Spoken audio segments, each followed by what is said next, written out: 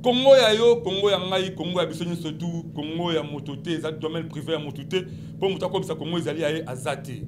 Merci beaucoup dans la vie, d'abord mbote na bilo bandeko bozana da biso la télévision partout bisika bozali. Pour boyebi que ce qui tole kalambonde bandi c'est que esengaka mwana ki sa télécommande na azala branché puisque munda ezali message munda ebengaka bato munda ezala likambo ezo bana sima na yango. On a bandi ko baki Congo ezayo ezaya ngai ezaya bisoni surtout mutu moko te akomisa Congo domaine privé na ye. Émission lelo bandeko na ngai na koyamba mwana mboka lulu duli mutu oboyebi d'abord ali na ba qualité belé na banda ba ko pesa mbote pe akose présenter actuellement azana ba qualité nini oyo akomi nango mwana mboka maître duli mutu lulu boyi malam kati na tole kambonda ozanda kuna yo. Merci beaucoup, merci mingi na lendewa, merci na ba technicien nyonso ya chaîne na biso. Merci aussi par la manager de la chaîne. Merci à l'auditeur, téléspectateur plutôt, Nyon sur la chaîne. Merci à CPL dans l'invitation. Voilà. Merci beaucoup. Les amis, mon amboka Doulimou Touloulou, Bomonier, Toko Solo la nae, la Makamoumi Satou Namko Alelo. Nini, Oyezali, mention et moi, proposition à mon amboka Noël Chani sur la congolité. Nini, et le Bini Nakati. Toko Solo mon amboka Maître Doulimou Touloulou. Toko Solo par rapport à ma carte affaire et à ma carte visa Oboyebi, Oyezali lié dans le trésor public. Et ça, bandeko biso bazo salela misolo ya ba congolais, misolo ya ngai, misolo ya yo, ya biso surtout ba comment ça la komi misolo bango privé. Affaire immunité aux niveau sénat zo battre record dans le kamotali ya mwana mboka Alexis Tamboy Mamba, pe ya mwana mboka matapo nya makambele kake bebele to kuluka to ye bango, ni nazo le kala kati la yango. Voilà. Merci beaucoup mwana mboka Doulimou Touloulou, na ye pa na remettre. Na lingi d'abord avant tout sur la kamotali la congolité. Oya mwana mboka Noël Chani, oyebi yango landaki yango, besoin de battre record na kati actualité. On m'a retenu en caméra, on a expliqué congolais. C'est quoi vraiment la congolité? Congolité, le mot français, le bani. Bon, en fait, congolité est un mot que nous avons emprunté, c'est-à-dire que défi on a un concept ya ivoirienté. Ivoirien doit banda qui concept oyo ya kola kisaki kozala ivoirien, il faut avoir un état d'esprit, il faut avoir ce que nous appelons l'amour de la Côte d'Ivoire. Il faut la Côte d'Ivoire comme nation. Il faut la Côte d'Ivoire. Il faut la moine mboka Côte d'Ivoire. Esprit patriotisme. Donc cet esprit-là, ça vraiment na idéologie au bango batie yango. Ba ivoirien, doit banaki ivoirienté. Et puis pour la ça une certaine différence c'est pas ba oyo ba zana ba souche mususu. Ba linga qui peut-être ko occuper ba poste dans l'Ivoire Côte d'Ivoire. Entre autres président oyo. Dozana elelo azaki na difficulté makasi na Côte d'Ivoire. Comment il a difficulté Ouattara, il a une difficulté parce que Azaki soupçonné d'être d'origine burkinabèse. Il y a un monde ivoirien, Bazaki ko bimisa concept ya bédié mutabanda qui mingi ko ça ba premier lancement yango ya ivoirien té ko baki non et ivoirien ko azana souche sans peut-être vous en attache ou bien vous en peut-être na origine étrangère ou bien origine moko douteuse ou bien inconnue. Alors yango biso to yibi yango nabité biso, c'est-à-dire Congo et suis yango et tiango na côté d'ali congolité au bomoni ndeko na biso Chani alinga ikoyeba ko vulgariser to ko pesa une position to ko pesa opinion na ye par rapport à ndenge ya moneli makambo par rapport à ndenge ya zotali la likambo. Voilà, merci beaucoup. Tu comprends que les alliés momos d'origine ivoirienne, bah ivoirienne va créer qu'on prend la carte de cas il y a ivoirienneté. Alors bien sûr tu changer tout. On a bango sur biso de bendi pe abiso la carte. C'est un concept mo concept mo kola maintenant le biso to capito créer identité mo purement congolaise. Alors maintenant tout na siko. Bah mécanisme constitutionnel mais a prévu pour dire que non celui-ci est vraiment congolais. Bon, d'abord c'est l'article il y a constitution na biso article 10, ils allaient ko définir nationalité congolaise. La nationalité congolaise est une exclusive, et puis qu'on définir congolais par rapport à appartenance à tribu à Moutou, ils allaient qui installé avant l'indépendance, ben qu'on définir dans un sens et puis dans la loi, on a la constitution qui a un article 10 et renvoyer biso na loi moko organique, na loi. Or loi on les alliés loi numéro 00, numéro 04/024, il y a le 12 novembre 2004. Où il y a loi portant sur la nationalité congolaise. La loi portant sur la nationalité congolaise est définir maintenant congolais. La loi.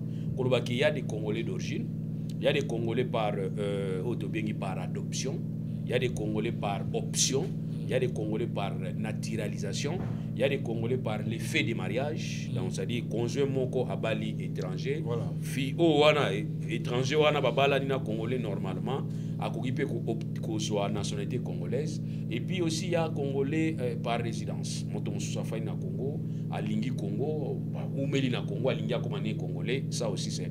Voilà loi wana. Alors maintenant problème ils ont se poser les lois anines. Problème ils ont se poser tous autres loi wana. Tu as juxtaposer yango na loi oyo Jani azali kolobela. Lui Jani ne parle pas de la loi. Une proposition. Proposition oyo azopesa wana. Yazopesa te que proposition na ye ya kolia ngo na loi oyo déjà défini. On a tout temps siko na oyo teli article 10 ya constitution na biso na article na loi oyo ya 04/024 ya le 12 novembre 2004 portant nationalité congolaise. Ce n'est pas cette loi là Jani alingi a bouger. Mais plutôt il y a alingi a bouger où il y a proposition de vous accès sur différenciation aux ezali na ba critères à cause la président RDC na cause la sénateur na cause la député na cause la gouverneur biso peto santa qui différenciation wana ya kolba boy on dit que pona cause la na Congolais pona cause la président na RDC critères il faut la congolais d'origine na soma l'état kaka. Bon nous on ne comprend pas pourquoi est-ce que les constitutions parlent pona cause la président faut la congolais d'origine. Mais pour la député, il faut la congolais. Pour la gouverneur, il faut la congolais. Pour la ministre, il faut la congolais. Parce que les Congolais ont frappé beaucoup plus qu'à sommet à l'État. Donc, dans le reste. Ça, c'est maintenant ça qu'il faut répondre. Mais nous allons répondre par rapport à Tchanité. Nous allons répondre par rapport à la différenciation au constituant et mon pays. C'est comme si conscience a pour ça qu'on préserve le poste. Alors, pour la président Mboka, il faut la congolais d'origine. Les pères et les mères. Congolais, constitution mais pour la gouverneure tant mieux. Donc c'est que pour la gouverneure, pour la ministre, 50 maman za burundais, non, oui, tout ça. Au coquino tout simplement. Comment tu appelles la Congo mais on pour respecter la loi oyo to bengi siko loi c'est la nationalité congolaise, on a bengi siko loi 04/024. Ce cas on s'est retrouvé dans la condition tu peux être premier ministre. Tu peux être député. Tu peux être est-ce que vous comprenez? Donc un Chinois ou a une arbitre du Congo ou à se faire naturaliser et qui a une nationalité congolaise, a beau une nationalité chinoise naïe, a quoi qu'on appelle député. Est-ce que vous comprenez? Ou on est allé chanité, ou on est allé constituer mutalo, constituer mutalo, c'est-à-dire moto à ce comment qui constitue mutalo salinde mwana. Bon biso pour nationalité. Il y a un tournoi qui non, azala qui n'a raison.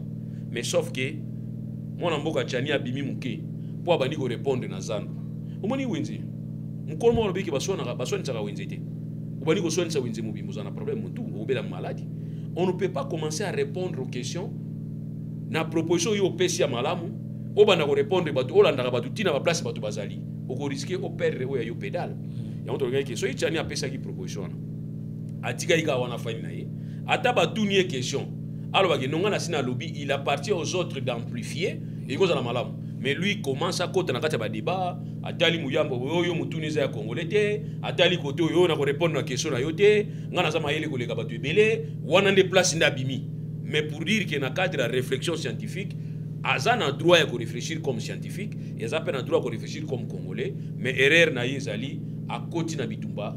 Na terrain oyo yazali spécialité. Spécialité na yo ezali mayele, mais kona yo zokota wana na terrain wana. Yebake ba champion baza. Il fallait se limiter la proposition là comme ça.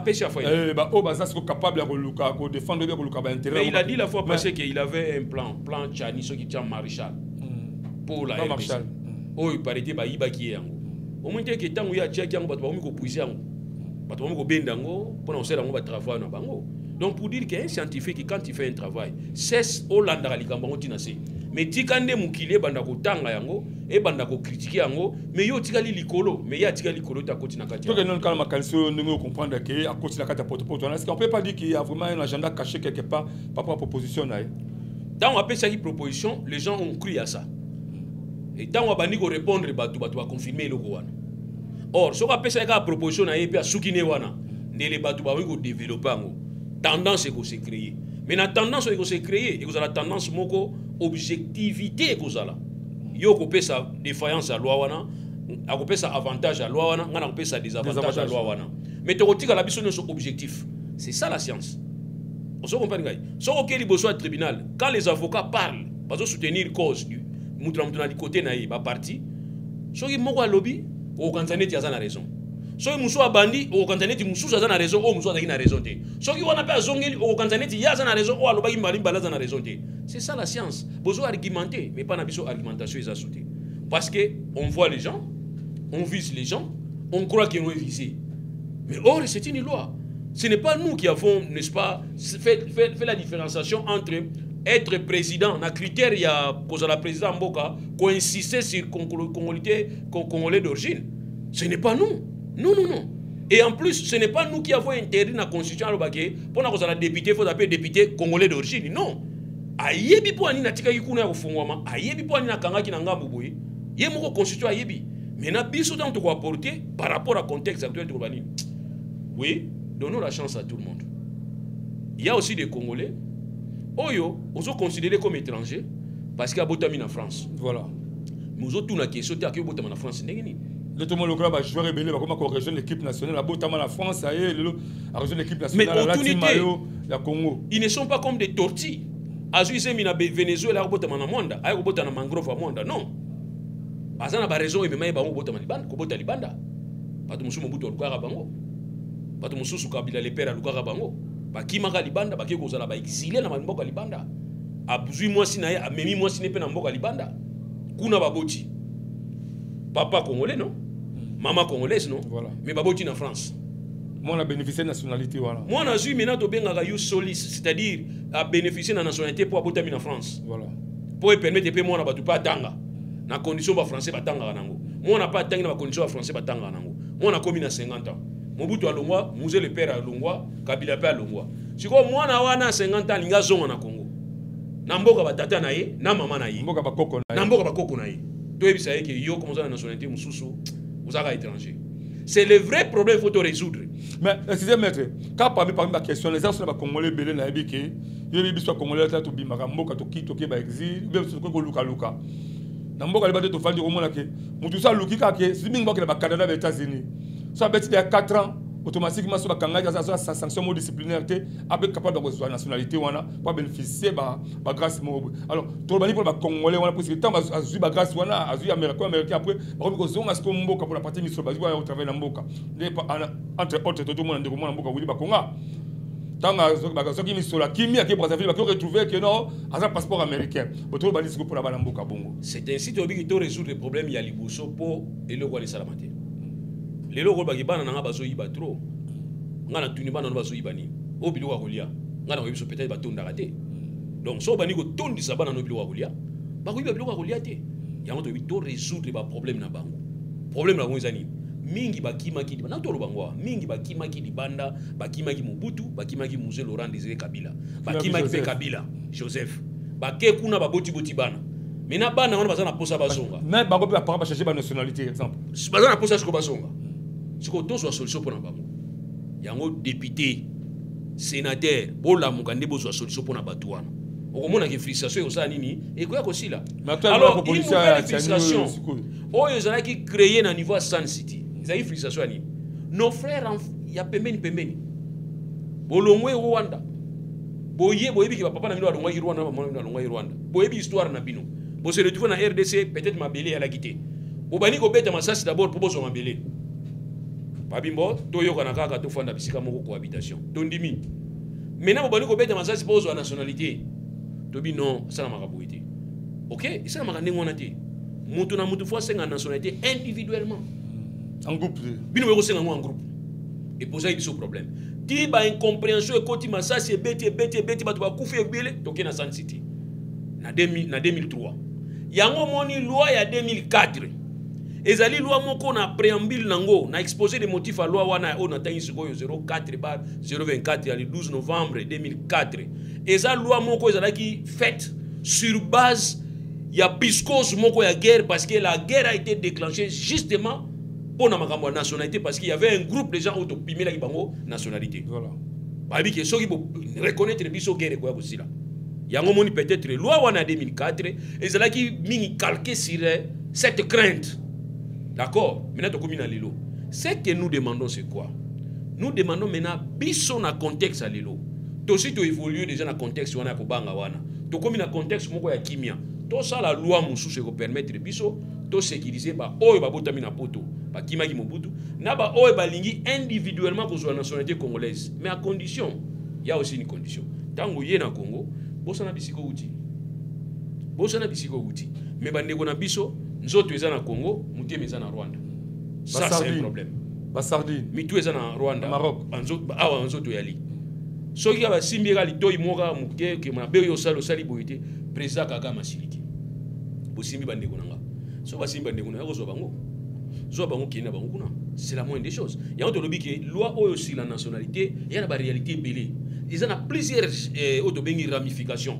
Soit vous avez prudenté et vous avez une case de départ et puis vous avez la regrettable dans le Congo. Mais le côté d'abord mettre par rapport au cas la proposition de Noël Chaniwana, analyste belé autour de la parce que la investigation sur le salaka. C'est comme si ils appellent à moi partout va ciblé par rapport entre autant le messala moi namboka Moïse Katumbi Chapwe na moi namboka Fayulu. Ils allaient parmi ba poids lourd eux c'est que ba bundisa moi namboka Félix c'est que en 2023. Tout le badia que moi namboka Jean-Pierre Bemba a d'abord disqualifié par rapport à ce qui est frappé au niveau CNI il y a CPI. Moi namboka Vital Kamerhe déjà a déjà frappé par rapport à les tournements de public aller le cas de prison c'est incompatible. Alors jusqu'au moi namboka Basikali Fayulu na moi namboka Moïse Katumbi Chapwe. Mais selon les analystes babi que proposition de Noël Chani c'est comme si ça pour cibler bango. Eux étant que analyste politique. Vous avez mon côté bango tant que mon proposition par rapport à la bande de Rouleau Timbali wana. Ma question vous allez bonne. Voilà. Pour répondre à la question, mais répondre. Vous êtes libre. Voilà. Olotangi bakomuno. Otangi Moïse Katumbi Chapwe. Moïse Katumbi. Fayulu. Bemba disqualifié. Vital Kamerhe. Non. Ah on a disqualifié en 2023. Vital Kamerhe, Fayulu, Moïse Katumbi Chapwe, Mwanamboka, Jean-Pierre Bemba. C'est comme si on 4 ou 5 comme ça. OK. Otangi ba non. Otangi ba. On va disqualifier. Est-ce que ba disqualifier ba parti politique na ba? Maintenant, Nazoya. Nous avons pesé d'abord on a 1000. Maintenant nous avons pesé. Tikana yati. Voilà. Autour d'une question tikana ya. Est-ce que le parti politique n'a pas interdire en Est-ce que vous avez vu l'expérience? Il y a 4 personnes qui ont été Nakati. Mozito, Fayulu, Bemba, Moïse, Basala qui ensemble. Ceux qui ensemble, Lamouka. Est-ce qu'ils ont vivre les gars? Ils ont vivoté. Ils ont vivoté comme Lamouka, Mbelekete Jazia. Voilà. Bemba, Lamouka. Donc pour dire, pour avoir la possibilité de diriger une république, il faut avoir actuellement, dans un système que nous avons mixte, il faut avoir le président de la République et pas Nabino. Il faut avoir la majorité parlementaire et pas Nabino. Si on a on a 2023, ok? On a plus 5, non? 2000 combien? 28. Donc vous avez la facilité de commencer à créer cette majorité de 2028 aujourd'hui. Pour permettre de bien vous en président de la République, vous avez la majorité parlementaire, pour la loi nyonso, discriminatoire. C'est la stratégie. Alors pour réussir en 2023, qu'est-ce que vous pouvez faire? Vous avez disqualifié. Au regard de la loi, vous avez disqualifié parce que vous continuez en prison. Vous avez disqualifié parce que au Kenya qui sont CPI condamné. Vous avez disqualifié pour balingi mutuna yote. Qu'est-ce que nous allons faire? Toza pe na ba lieutenant oya biso. Na kati ya ba parti politique na biso. Il n'est pas seulement obligé que Moïse a représenté en ce parti politique na yé. Non, ce n'est pas obligé. Il n'est pas seulement obligé que Kaka Fayulu ne fois représenter SID. Non. Il n'est pas non plus obligé Kaka Bemba ne représenter MLC. Non. C'est un parti politique où il y a plusieurs têtes, il y a plusieurs compétences. Système dauphin. Non, dauphin koutouté. Bon ça les choix. Assemblée ça la magaté. Assemblée générale ça la magaté dans le parti politique. Banda 69. Président Karaye, Akoufi, moi on a remplacé, moi on a Akoufi, moi c'est moi on a remplacé, moi c'est moi on a remplacé, Koko na bango a remplacé. Mais non, attends, ça c'est quoi? Parti politique, ils allaient ensemble, ils doivent s'engager dans l'opinion moko. Et besoin d'un règlement d'ordre intérieur.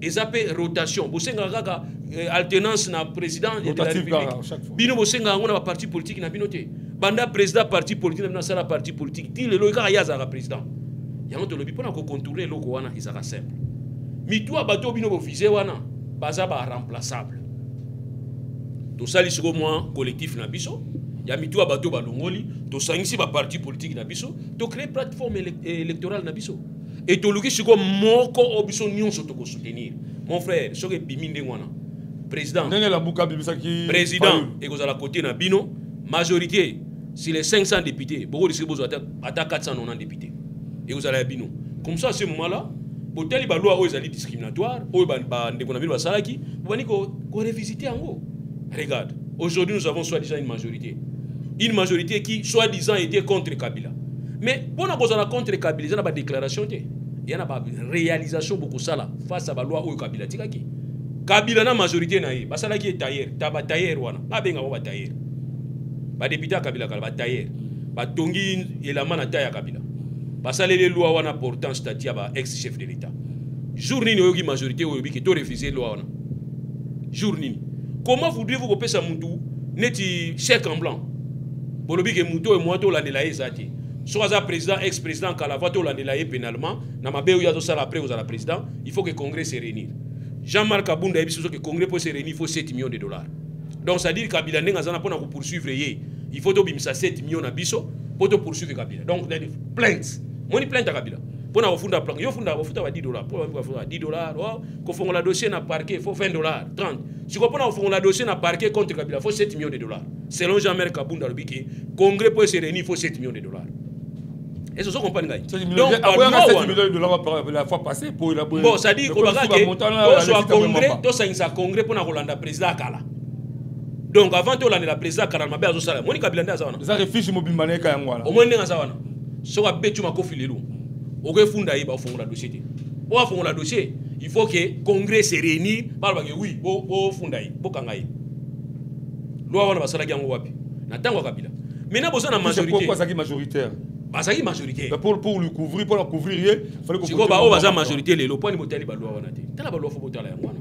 Comme ça permet tout le monde que non, il y a changement entre régime akala na régime lelo. Mais loi wana ba lobela yango te. Donc pour na ko ba tout simplement que bino ba e bazolo ngola bino na 2023. Soi-disant, bozana poids koleka oya na la candidat na bino. Yango ba olongola bino na ba procès, na ba dossier, na ba congolité, na ba nini. Bozala calme.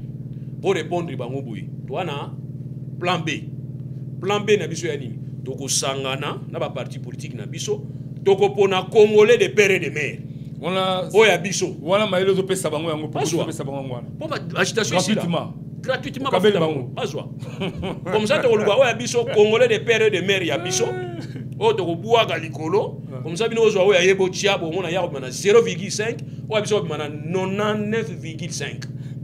Voilà, merci beaucoup Bandero Balanila. Je vous dis que nous allons mettre Doulimou Touloulou.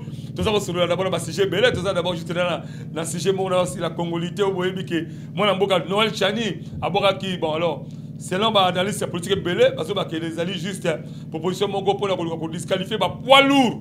Oh, c'est que pour Moka, Félix Antoine Chilombo, c'est en 2023. Et encore, alors, pour décourager, poids lourd, voilà. La création, je suis pour que moi, j'ai déjà, je ça a frappé la CPI, moi, je suis caméra. Moi, contre la je suis à la carte CPRK par rapport à la dernière public, à détournement. Moi, Moïse Katoubi Chapeau, il y a déjà commis au Pessimon Bois, puisque côté maman Zambia, papa grec, on sait que juif, ceux qui ont évité. Donc, c'est là contre que c'est comme si ceux qui ont des propositions continuent à niveau assemblée nationale. Et en plus, le quoi, il y a une sacrée idéologie à moi, Félix Antoine Chilombo. Donc, c'est probable que loi wana ba député ba beaucoup de gens qui va voter en haut alors quelles sont les stratégies que ça là pour permettre que 2023 pas s'appelle la carte ya course ya bon mboka Doulimou Touloulou alors que non après c'est bon maïle gratuitement on n'est pas que les gauches pas potala mais va créer beaucoup sangana pour créer ba misa plan B na bango et pour permettre que na mbongi wana bazindati c'est ça que moi mboka maintenant yango wana très bien parce que les loyo na kati ya gouvernement wana bato Moïse Katumbi basakuna. Mais quel ministère? Ministre des Affaires étrangères. Azali membre ya parti ya Moïse Katumbi.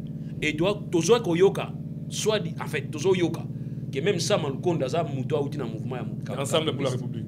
Alors vous comprenez que muto biso benga étranger après ça rabino ba ministre mais muto ngo opesa pe muto comme président. Ah ben oui bosiko yé muto ngo zo s'agiter poani est-ce que ba loka yé faut zaka président mboko ah on s'appelle Abig Mbo pour moi je vais commencer à créer les bras dans pistonner ah mais je vais commencer à créer des présidents. Mettez vos présidents, moi je mettrai les miens. Ah, comme il faisait. Ah, comme il faisait du roi. On est ça, ma bé. Est-ce que on est ça, ma bé? Non, il y a des gens qui ont porté les États-Unis, parce que président est président des États-Unis. Mais il est là, il est influent. Le président des États-Unis a bien gagné. Donc, bino pe bodo chaba conflit pas na makambo, vous avez perdant. Parce que ba lien na bino bangwana. Voilà, moi force na bino bangwana, ba force na bino bangwana. Maître du monde lulanga tunosko. Parce que ngane na za bo chauffement na zala kike.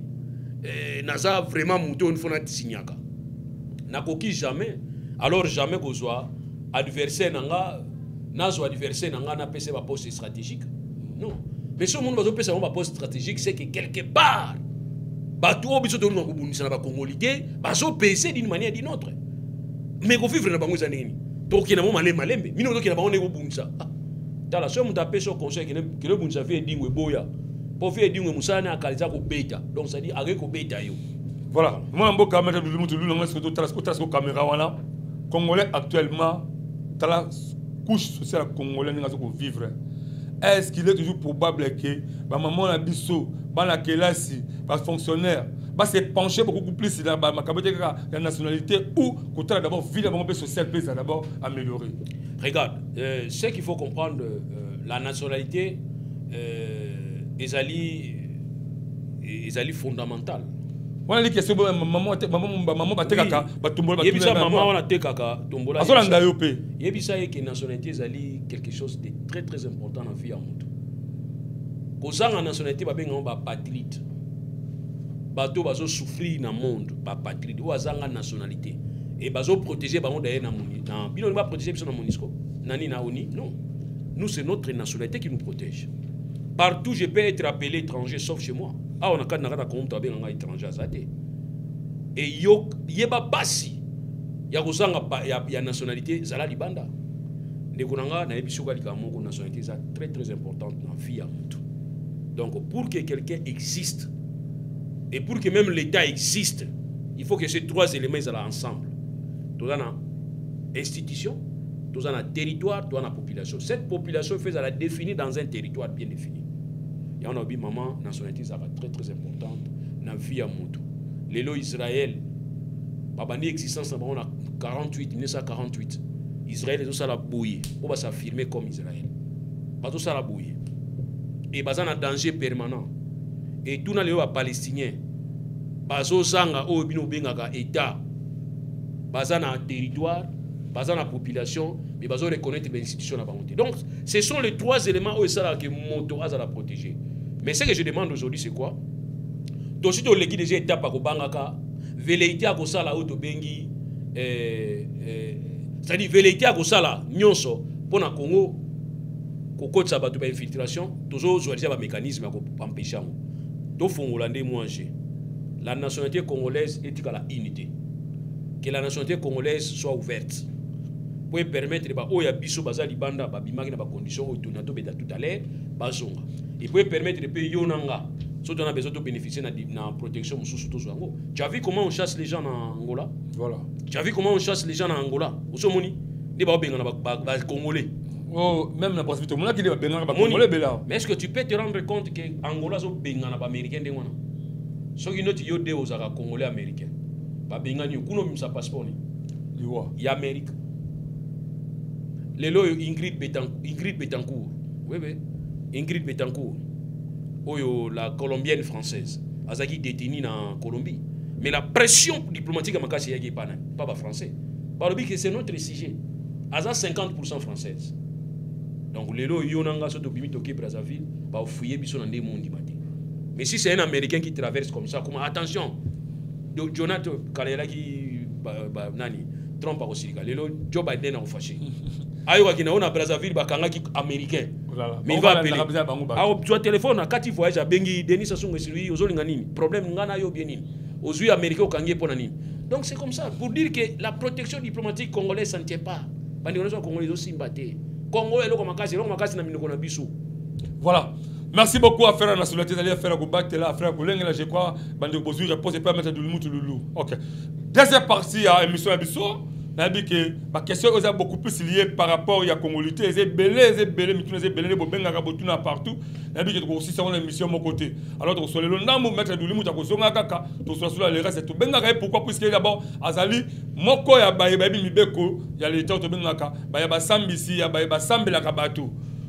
Auto benga bazuzi to ba avocat ata muté mibeko à l'état donc par rapport à ma question auto zango asa capable de répondre nango affaire ya carte visa les alliés na trésor public au moi na mboka Gilles Alinget ya IGF américain ko saba investigation ba timbela ki yango et ce qui de lo wapi ezala ba congolais misusu bazo ko bénéficier bomengo ya Congo pour la bango moko ba comme si Congo lokola domaine privé na bango ninga to mona ka autant mon place mon espace moka munene constitution munene mutakomia bi domaine za privé. Mais ce que tu as domaine, on a atonga attaque qui quoi attendait qu'on ne pas matonga te. Moté mama B égoïsme, intérêt égoïste. On lui a rapport à Yomoko. Mais on a des corruption sur le cas de bénéfice qui a 15 sur 20 de pas ma vendre. Mais au Kangi concession bimba terrain bimba. On s'en rappelle comme côté. Les bandes de Kangambo ya Congo, ya trésor public za on pour ba carte visa. To continue carte ya liste on a na masolo to yoki. To tayi comment mutute. Et ça, là, il y a 18 ans, Mboka, Joseph Kabila. Puis là, il y a le gouvernement, le gouvernement, Warriors, il y a Kati, il y a Masolango. Alors, tu vas mettre le loulou, tu vas d'abord, tu vas mettre le loulou. Non, vraiment, officiellement, il y a le droit, il y a la carte visa, sur le trésor public, par rapport à la mission à sa pour l'État. Bon, ça, dossier, est comme sensible pour rien. Bon, commission très médiatique pour rien. À partir du moment où tu as la différence dans le message, tu as l'information, tu as exploité, c'est important. Tu as exemple à pays à Libanda, tu as exemple aux États-Unis. Les États-Unis ont un service, pas FBI, pas CIA, un département fort, un département affaires étrangères et Amérique. Il y a un service qui est habilité à travailler dans l'urgence. Le service, on a un budget.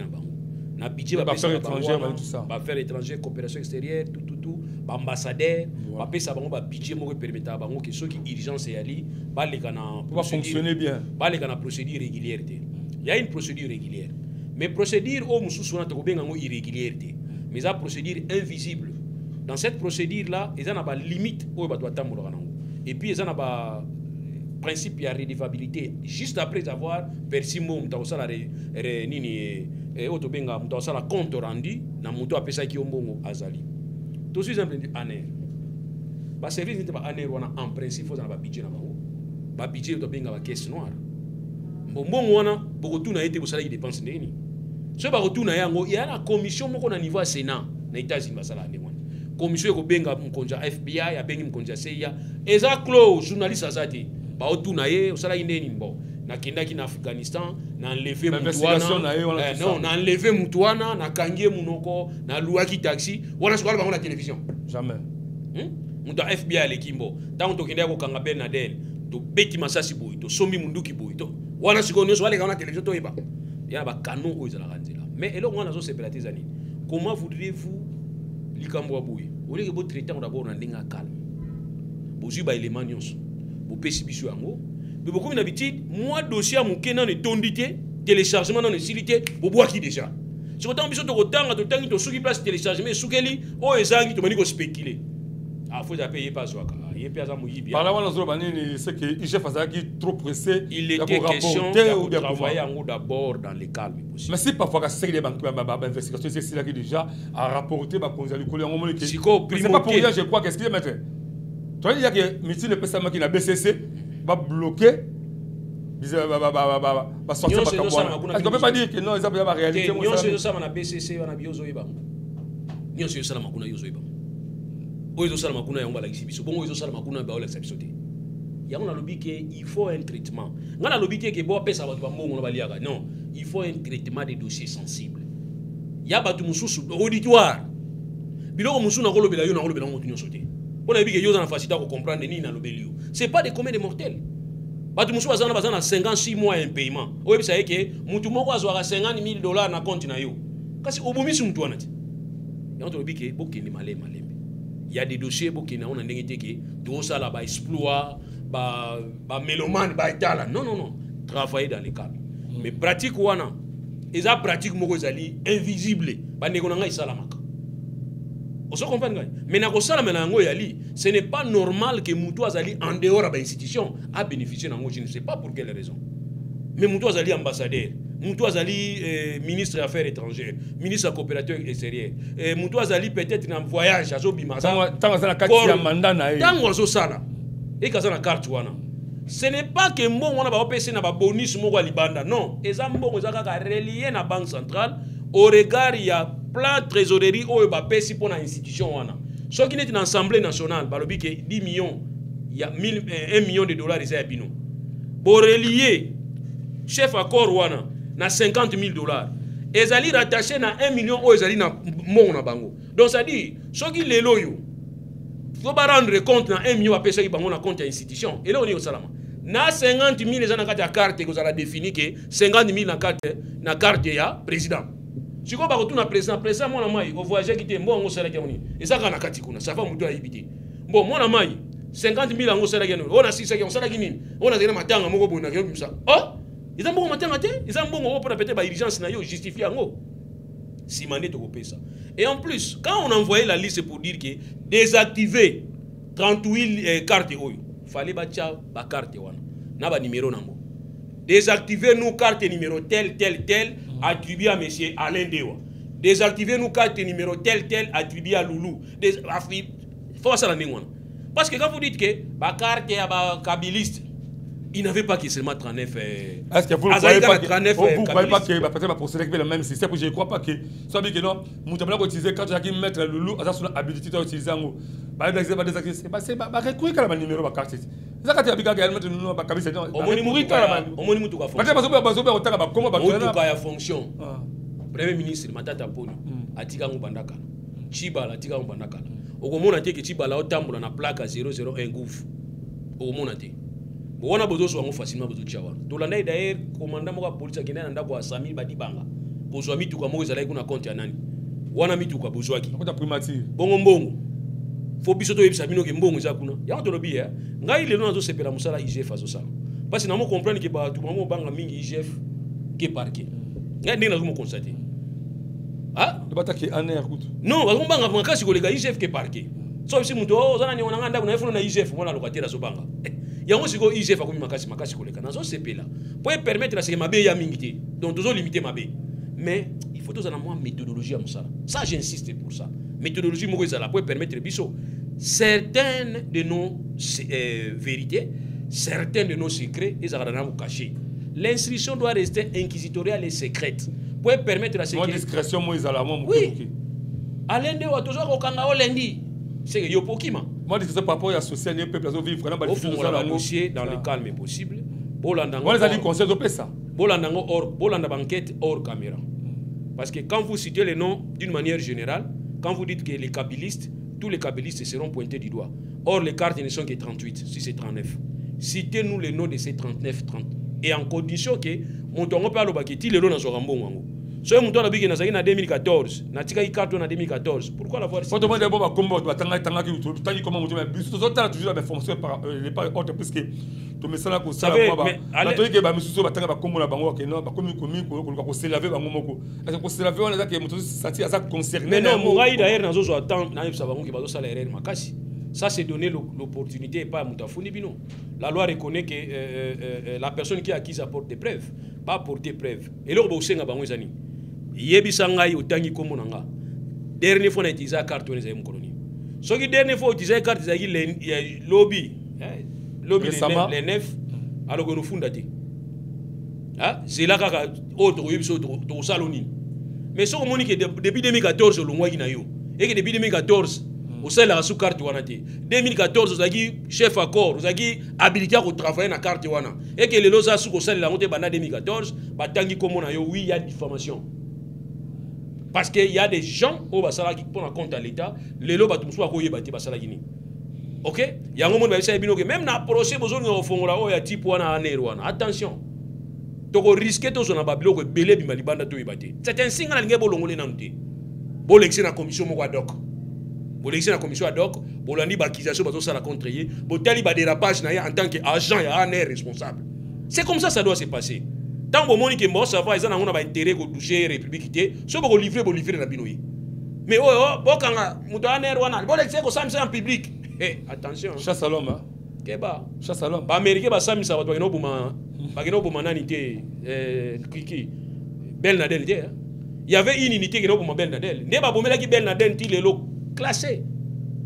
Qu'on appelle droit de l'homme est respecté. C'est important pour la stabilité en Boka. Parce qu'il y a certaines informations les lois Kabila Bimisiango. To Panzani Yonanga to Beniko Bunda. Alors un homme d'État, c'est celui à Yebiango mais à Bombia Fandi. À cause de la Moka pour l'intérêt en Boka. Yango ba doit nengo na basami sa ba na ba commission ad hoc. Les lois ba yusuno ngamata mo mwamba. Bale makambo ya matata pour batindi yango. Affaire matata pour affaire matata mo mwamba ba détruire mbongo tout ça. So batindi yango wapi? Batindi yango na commission moko ad hoc avant que ba kinoro. Puisque na kati ya commission. C'est baladi mo procédure mo malamu ba na kati ya commission ba robani.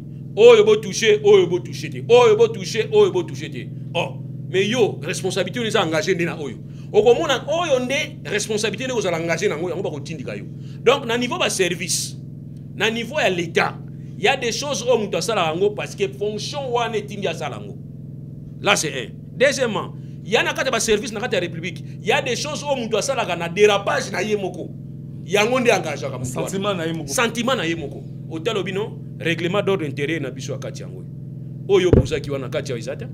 Monsieur, c'est ta responsabilité qui est engagée. Bah, il faut que démissionner. Mets-toi à la disposition de la justice. Mais attention, ici tu es sous serment. Oh, yo soge bimi, to ko côté. Donc tu os no sambo yebi ke o na ko simba te. Ba tuni o keso bi te o eza secret d'état. On samba juste un dérapage au salaki. Na poto makambo ya Rwanda. Les gens qui ont tué na Rwanda, soi-disant entre guillemets.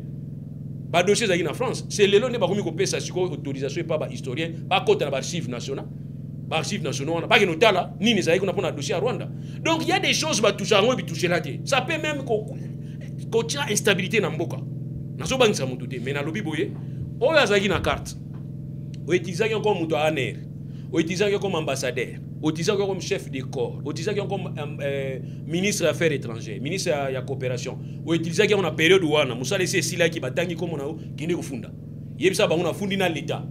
Parce que l'État a payé une carte pour na salle là. Moussa les silaki na zongisaki depuis 2014. Pour nani ni lelo ba actualiser watanga comme na lelo comme si na salle là qui lobby qui ne kufunda. Voilà. Mais oh nyo so ebike, ozayi na carte na banda 2014. Lobby à les 10, lobby sur les 9. Lobby à les 9 juin Oliagi. Ah, mam papa. Voilà. Wana to wa hotelo na voilà, maître Lou, le mot de voix, comme on a souka, puisque tu es comme Ngonga, comme sur les ébélés, mais tu parlais beaucoup sur la congolité, en plus, tu parlais sur affaire carte visa aux alliés là-bas, trésor public, puis la montre de Bakimali, comme il y a militaire à faire à Sénat. S'il faut maintenant, moi, l'activement, Mouké, bien, moi, juste pour une minute, tu as la caméra, tu as la population. Bon, malheureusement, tout de suite, sur ma immunité à niveau sénateur, moi, je propose une loi. Besoin loi, vous proposez. Quand un député, soit un ministre, un député, bazali ko poursuivre pour une situation moko songolo mpaka. Oyo yebi ko salaki na yote. Consciemment ça bango possibilité à ko sala auto bengi pause na mandat na bango. C'est-à-dire mise en disponibilité pendant un temps pour se mettre à disposition. Yé moko ya justice de manière à ce que ba potoana na justice. Soka na raison et que justice soko lié na dossier wana et permettre à zongi la mandat na. Ce n'est pas bien. Bon, ça a la possibilité de député, na ba gouverneur à vie, ba gouverneur à province, parce que baza poursuivi, ba démissionnaka. Mingi to moni pe sali bango déchéance, ba l'année di bango te. Au moment où le gouverneur doit descendre déchéance na ye, il a volé 6 millions, 2 millions. Tant que ba sali ka déchéance na ye, afin na parler à de CPC nango. Alors je ne vois pas pourquoi je ne vois pas pourquoi c'est tout bon ça la déchéance, tout bon on la député. Na makambo toujours ko apporter ba brevité yango nga na lobby boluka tout possible to bomsa loi wana moto nyonso azana droit à défense. Une personne est présumée innocente jusqu'à ce que sa culpabilité soit établie par un tribunal, non par un parquet. Voilà. C'est par un tribunal. Donc to pesa moto possibilité soit aza député neti ma pas taponyo azolo ba kasi azo kai kabi aza innocent to pesa possibilité au sala grève pause na mandat na ye bolongo l'immunité te mais asalika trêve na mandat na ye à se mettre à disposition de la justice pour tout à l'heure réellement en a raison toi en a tort. Voilà, merci beaucoup maître Lou de répondre à l'invitation. J'espère que prochainement pour y être sur la cour Pas de souci. Ça n'est fini, mesdames et messieurs, amis téléspectateurs. Je crois que vraiment la Souka Bolandi, comment dire, c'est Sololina, maître Doulimou Touloulou par rapport à l'actualité de la Katia, qui Congo la Bisso, Congo Bisso, commissaire local à Bango, domaine privé. Mais maître Doulou a dit qu'on élargit avec ma réponse, mon côté très pertinente et permettre que Moutuna, quoi, là, Asie, bien nous naïe. Merci à l'Orient, c'est Kéré, merci à José Makoussa, Bolandi Mounénéa, tous les Kalambonda, et pourquoi pas à Madame Grandi Titenge Katamale, à l'aider prochainement dans un autre numéro. Jusque-là, restez branchés sur les restes et programme, il y a Apsi Télévision. Merci beaucoup. Alors, bye.